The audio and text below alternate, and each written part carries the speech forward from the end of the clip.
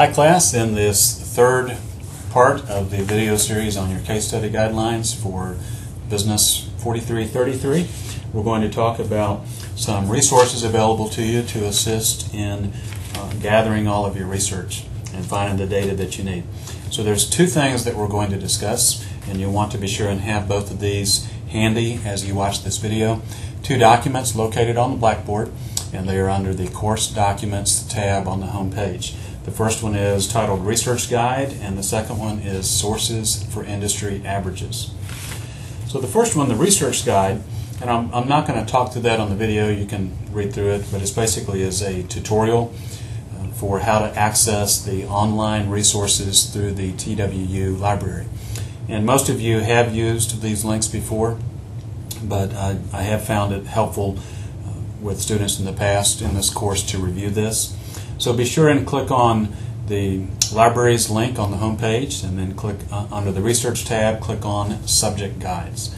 And then when you look there, you'll see a menu come up. Choose Business and Economics.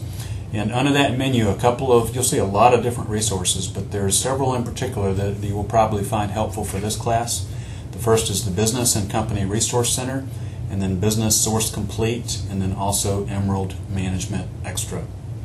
Now, you also may want to look at some of the tutorials that are located on the Subject Guide website. For example, the Subject Guide tutorial is a 3-minute multimedia presentation that you might find helpful. And then you also should be aware that the School of Management does have a subject matter librarian assigned to us, and her name is Suzanne Sweeney, and you'll find her contact information on the Subject Guide tutorial page as well. And Suzanne would be very helpful in assisting you in locating any research that you are having trouble finding. So if you're looking for information about a particular company, even the financial information, financial ratios, for example, then Suzanne can assist you with that. Now, all of your projects do require you to include financial ratio analysis on 3 years worth of financials. That's 3 years of balance sheet and income statements. And I had in part one of the video talked about the 4 different categories of financial ratio analysis, and that would be liquidity, profitability, asset utilization, and market value. And I also mentioned that the ratios themselves are only useful when you compare it to something.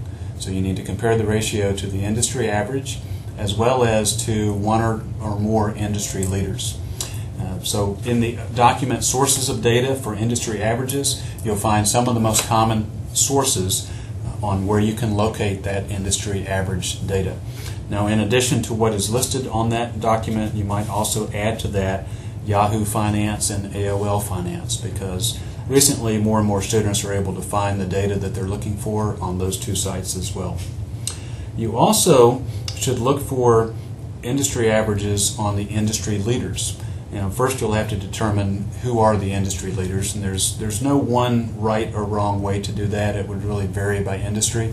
You might look at overall revenue, you might look at profitability, you might look at a number of different metrics, or you might combine several, but find some way of determining who you think is the industry leader, and then use one of these sources, either Industry Norms and Key Business Ratios by Dun & Bradstreet, or the Value Line Investment Survey, or even Yahoo Finance or AOL Finance, to find the industry averages for that company that you identified as the industry leader. And that is the conclusion of this video and the 3-part video series. As you have questions on your case studies, feel free to come by my office or email me or give me a call or post a question in the discussion forum on Blackboard. Good luck, and I'm here to help you if you have any questions.